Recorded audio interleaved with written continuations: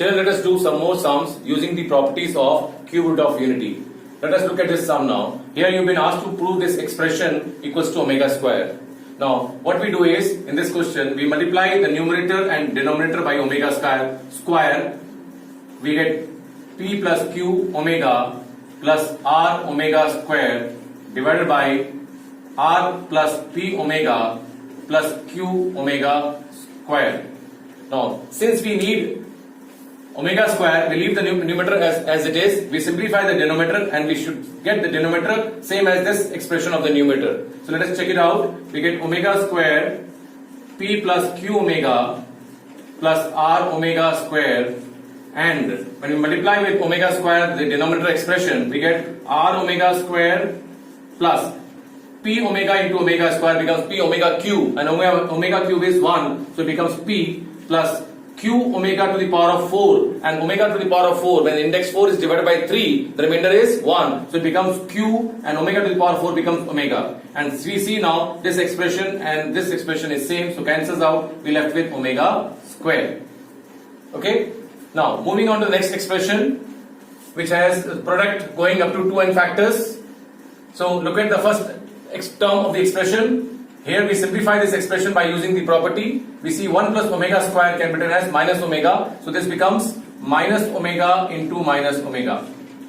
The second bracket term, when you look at here, one of the omega has index more than 3. So we break it by dividing it by 3, looking for the remainder. So we get omega square plus omega.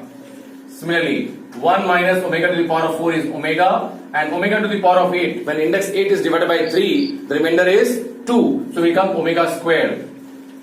And similarly this term, 1 minus omega 8 plus omega to the power 16, I am writing it here now, erasing it out and writing here, it becomes 1 minus omega square, and omega to the power of 16, when divided by 3, 16 is divided by 3, remainder is 1, so becomes omega.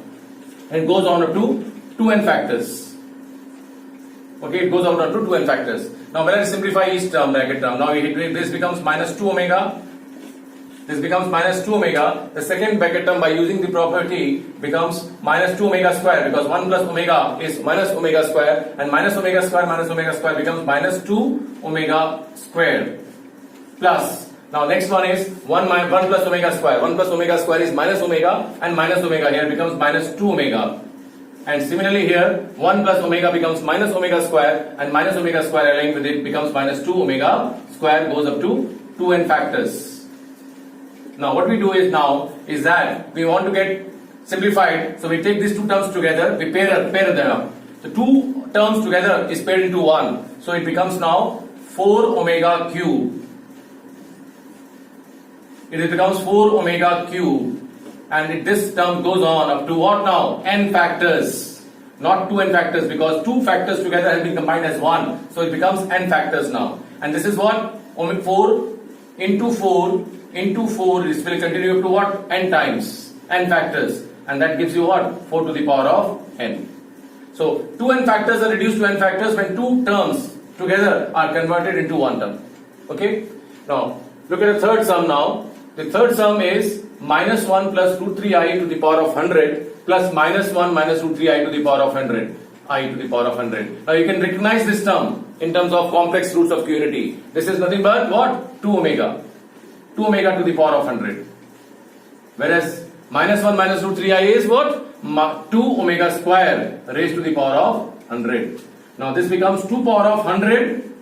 Do not write 2 omega to the power of 100. Many students write as 2 omega to the power of 100. 100 will be raised to the power of 2 also, to the power of omega also. Plus 2 power of 100 omega to the power of 200. 2 to the power of 100 is taken common. Now 2 omega to the power of 100. Divide the 100 by 3. Remainder is 1. 99 plus 1, that is omega. Plus omega to the power of 200, when divided by 3, remainder is 2, because 198 plus 2, so it is omega square. Now this gives me minus 2, this is the answer. Minus 1, this is minus 1, so minus 2 times to the power of 100. It's not 2 to the power of 100, it's minus 2 to the power of 100. The answer is negative answer. Okay, this is what is the 3 sums. Now let us do some more sums based on this now.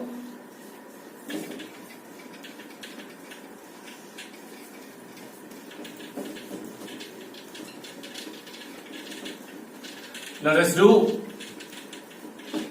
two more sums. The one is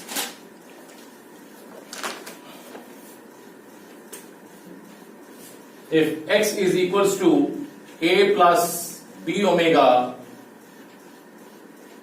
plus c omega squared and y is equals to a omega plus b omega squared plus c and z is equals to a omega squared plus b plus c omega, then you've been asked to find the value of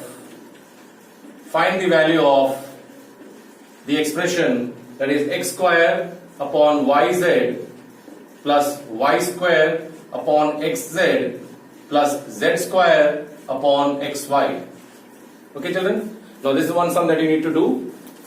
Now what you do in this sum is, we look at the denominator now. The denominator is, we simplify this expression first by taking out the LCM. What is the LCM of this expression? The LCM of this expression is x, y and z. Do not write LCM as x square, y square, z square. LCM is the all terms with their lowest powers, or each term, variable term with their lowest power. So this becomes now x cube, this becomes y cube, and that becomes z cube.